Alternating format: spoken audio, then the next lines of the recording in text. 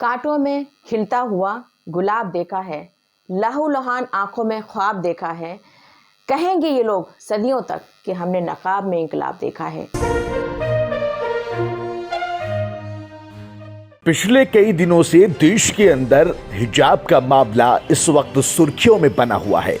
लगातार हिजाब मामले को लेकर राजनीति भी की जा रही है और सियासत की हवाएं भी तेज चल रही हैं।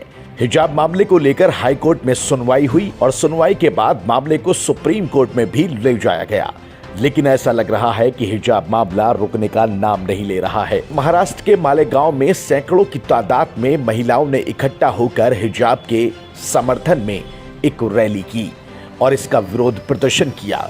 महिलाओं का कहना था कि हिजाब उनका अधिकार है और वो हिजाब को नहीं छोड़ सकती। इस भीड़ को देखकर आप अंदाजा लगा सकते हैं कि किस तरह का प्रदर्शन वहां पर किया गया।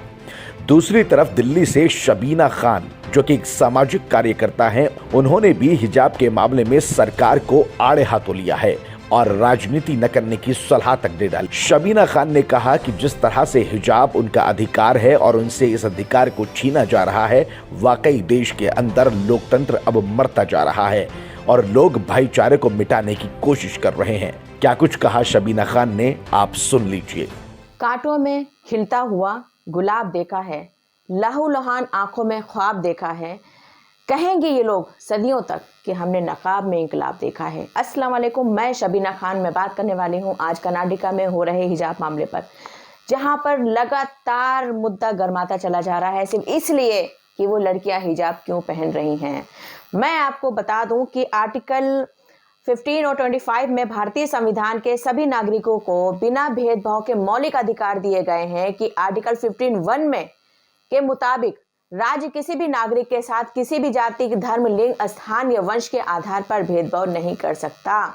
यानी कि हमारा संविधान कहता है कि जो हम पहनना चाहते हैं वो हम पहनेंगे, जो हम बोलना चाहते हैं, फ्रीडम है, हमें आज़ादी है हमें बोलने की, पहनने की, हर चीज़ की। तो फिर उसके खिलाफ क्यों इस तरीके से मुद्दा बनाया जा रहा है कि हिजाब ना पहने वो लड़कियां। कोर्ट में भी मामला गया है और वो शिक्षा मंत्री जो वहाँ पे बीजेपी के हैं वो कह रहे हैं कि हिजाब आप स्कूल के बाहर उतारिए और क्लास अटेंड कीजिए। क्लास अटेंड करने के बाद बिना हिजाब के क्लास अटेंड कीजिए और क्लास अटेंड करने के बाद फिर जब आप स्कूल से बाहर जाएं, यानी क्लास से बाहर जाएं, तो आप हिजाब पहन लीजिए। मैं ये कहती हूँ, मैंने दो तर्क दिए हैं। मैं ये कहती हूँ जो सिख समुदाय है वो ऑलरेडी पगड़ी पहनते हैं, तो जो पगड़ी पहनते हैं तो क्या उनको किसी भी चीज़ में हस्तक्षेप किया जाता है कि वो, या स्कूल प्रशासन कहीं रोके उनको, या कुछ कहा गया? क्योंकि उनका धार्मिक मामला है।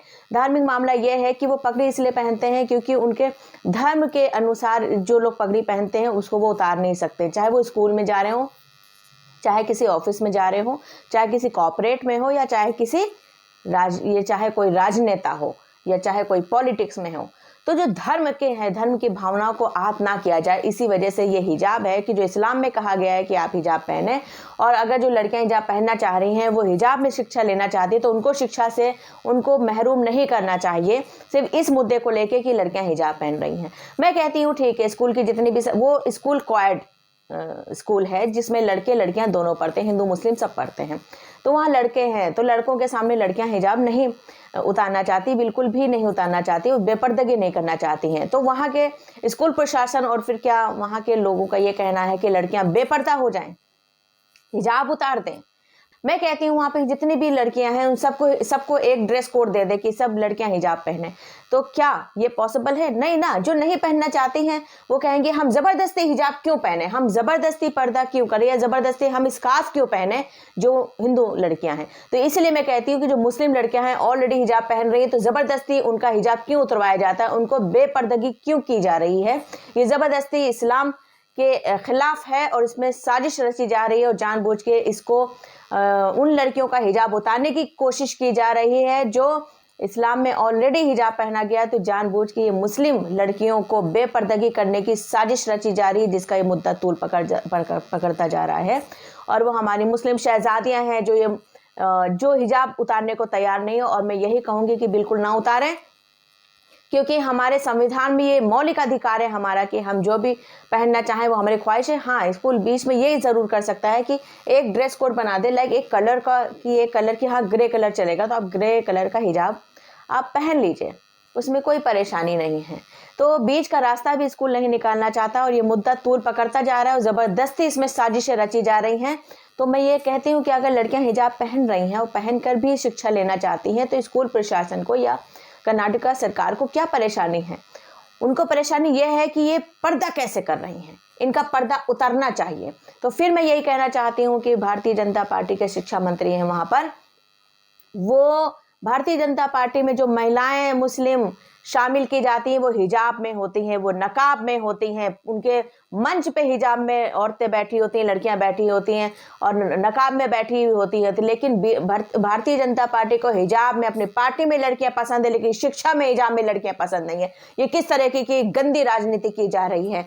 जो हमारा संविधान कहता है कि आप पहन सकते हो, तो फिर कौन होता है ये स्कूल प्रशासन ये कहने वाला कि आप नहीं पहन सकते? क्यों जबरदस्ती हिजाब उतरवाया जा रहा है? या किसी सरदार की पगड़ी क्यों उतरवाई जाएगी अगर उनके धर्म में ये बताया गया कि आप पगड़ी पहन सकते हैं, आप पहन के सब कुछ वो कर सकते हैं? या किसी नन का बुर्का आप कैसे उतार सकते हैं? जो नन होती है, क्रिश्चियन होते हैं, आप उनका बुर्का नहीं उतार सकते क्योंकि उनके धर्म में उनको ये स्वतंत्रता दी है कि आप जो भी चाहें आप पहने, जबरदस्ती नहीं उतार सकते। जबरदस्ती ये इस्लाम के खिलाफ साजिश है और परेशान किया जाता है हमारी मुस्लिम शहजादियों को, और हम हिजाब नहीं उतारेंगे। तो सुना आपने। अब देखने वाली बात यह होगी कि हाईकोर्ट में जब इसकी सुनवाई आगे होनी है तो क्या कुछ फैसला निकलकर सामने आता है और क्या ये प्रदर्शन इसी तरह चलता रहेगा या फिर इस प्रदर्शन को रोक दिया जाएगा। ब्यूरो रिपोर्ट, बेबाक आवाज टीवी।